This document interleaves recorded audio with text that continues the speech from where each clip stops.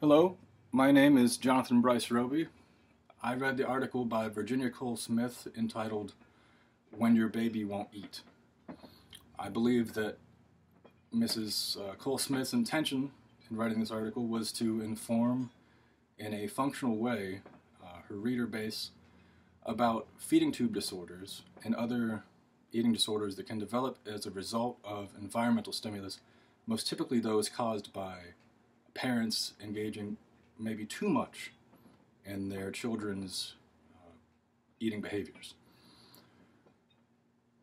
What I learned specifically when it comes to this is that the children's natural instinct to eat is Pavlovian in nature. What I mean by that is that it's very reflexive in nature. It's one of, as described in the article, it's one of man's most primitive needs. And so when this need becomes coupled with, just like in Pavlovian classical conditioning, with a negative stimulus such as pain or discomfort, in the case in this article, the child, her name is Violet, she would become so exhausted during and around feeding times because of a congenital heart defect that she came to associate feeding with pain and exhaustion.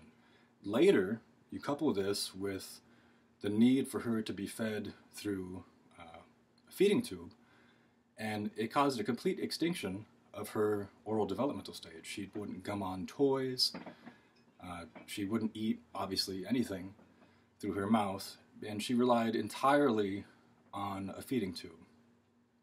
To do further research on this topic, there's actually a foundation for tube feeding research, and Dr. Morris and Dr. Klein wrote a book about the child-centered approach entitled Pre-Feeding Skills.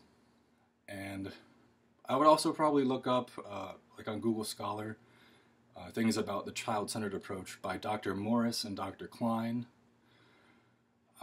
In my opinion, this is heavily related to our course and one of the chapters that we just covered, actually, because it goes directly into Pavlovian conditioning, and it talks heavily about how an environmental stimulus can affect the learning and the development of a child, and how a negative stimulus can cause an aversive behavior, such as the case of Violet, and how to get rid of that, what they use in the child-centered approach is that they start pairing the food with positive things. At times, the kids wouldn't even eat the food. One of the children in question, a child named Joey, was actually allowed to use chocolate pudding to paint with, and other times they would kind of zoom crackers around on cars in front of the children, and not so much to force feed them, but just to have the child associate something that they already thought of as good and pleasant, like play, with food.